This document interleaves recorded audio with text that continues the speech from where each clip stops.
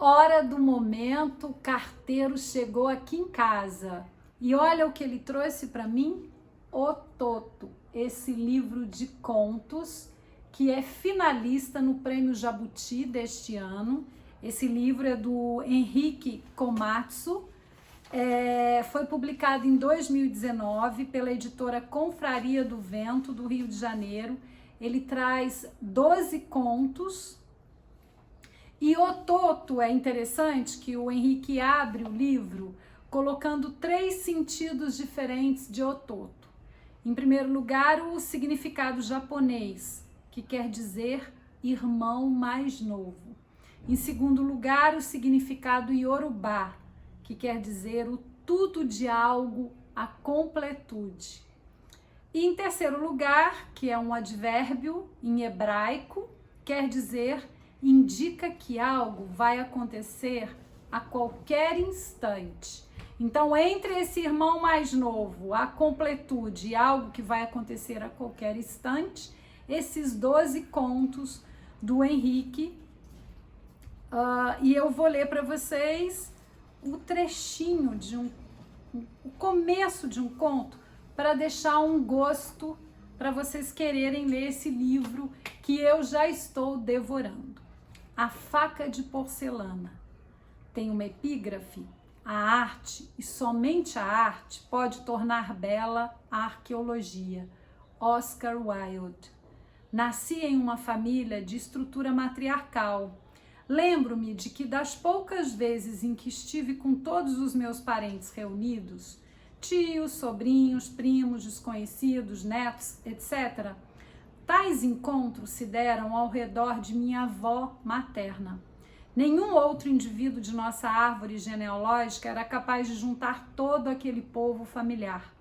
Familiar e ao mesmo tempo estranho, próximos no sangue, distantes na vida. Minha avó era uma figura que pertencia a um tempo longínquo, e desse tempo longínquo ela já não tinha mais recordações. Uma doença degenerativa comia-lhe lentamente as lembranças, com garfadas pequenas, que demoravam a alcançar a boca e que por vezes deixava cair um ou outro grão antes de abocanhar um pedaço da memória, deixando no prato de recordações apenas algumas migalhas. A doença jantava suas lembranças com o mesmo vagar com que minha avó fazia as refeições.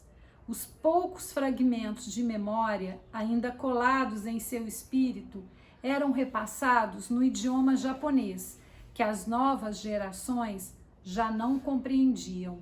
No entanto, somente por causa dessa mulher já esquecida das coisas, é que parentes distantes, vindos dos mais remotos cantos do país, organizavam-se para as reuniões familiares. Era como se a família só existisse em torno dela.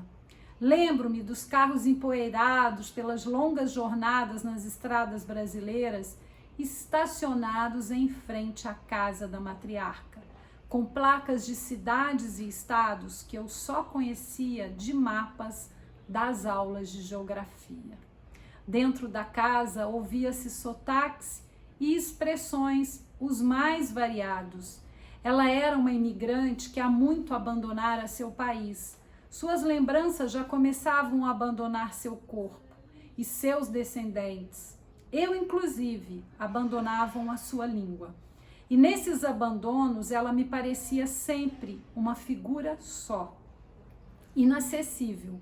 E, no entanto, somente ela era capaz de agregar os familiares que se espalhavam pelo país que a recebeu. O que havia naquela senhora? Você vai descobrir lendo este conto, A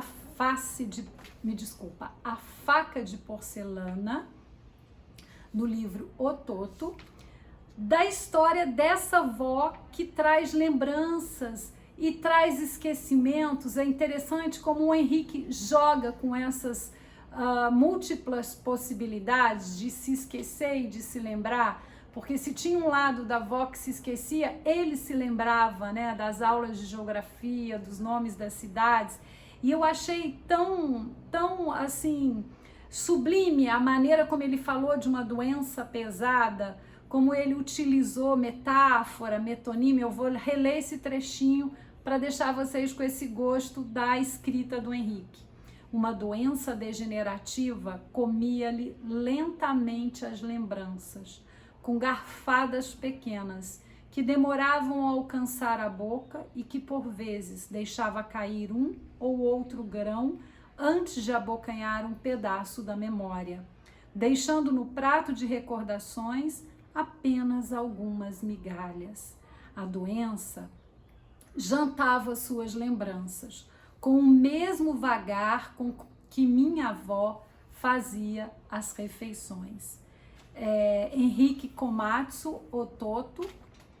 Fica a dica para vocês, esse livro é finalista do Prêmio Jabuti. E viva esse livro de contos!